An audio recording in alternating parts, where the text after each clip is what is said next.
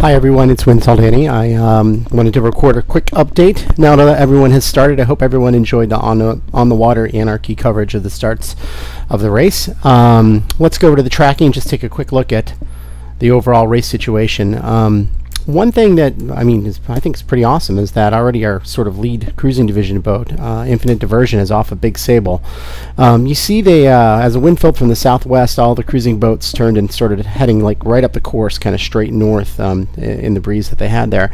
And we'll see this in a second, but the winds are going to switch out of the north shortly. And what they may be doing is sort of trying to get out in this part of the lake in the middle here, so that when the wind comes out of the north, shifts around in that direction, they'll actually sort of be going this way to the northeast, and maybe even a little bit off of the wind if things break their way, and that's fast if they can do that. So that may be what they're thinking. You see the rest of the cruising fleet back here, and just in showing everyone how to use the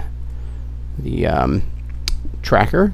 So we'll just the boats here. There's all the boats at the start. It's probably a little too early to comment on anything here, except this red line here is the rum line. It represents the shortest route up to the island, and we see a lot of the boats all over here sort of just to the east of the rum line.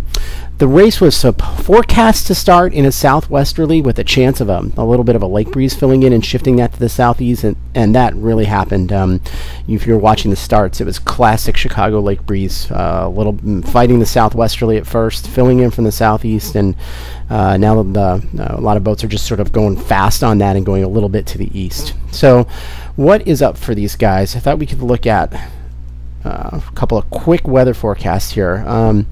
This one I have up. Let's just back this up. Here we go. So it's 10 o'clock this morning with the southwesterly that the cruising fleet was in. 1 o'clock this afternoon, so about now. You can see the light winds at the south end of the lake, and it builds as we get farther north, and the cruising fleet's nice southwesterlies. All the observations support that.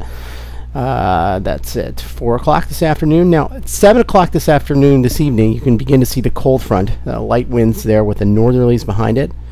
And then by 10 o'clock tonight, here's a cold front draped right across the middle of the lake. We still have our southerlies in the south part of the lake. We've got northerlies to the north of it, and we got sort of a real dead zone there in between where the actual front is. And again, if Infinite Diversion gets up here, they can sort of go across these winds, and that's a lot faster than trying to go straight up into these winds for a sailboat. So again, that's a big story of the race, and certainly our racing fleet is going to have to contend with the front a little bit later. Let me just forward this one or two more here. Here's the front moving south at 1 a.m. and it's still hanging around there at 4 a.m. and at 7 a.m. So they're going to have to cross that zone at some point from the southwesterly into what by then is going to be more of an easterly breeze. So it's really going to be an interesting play for them. So that's about what I have for this update. I will try and record more videos later today. Keep up to speed on Facebook. Looking forward to any questions or comments that people have, and have a good day.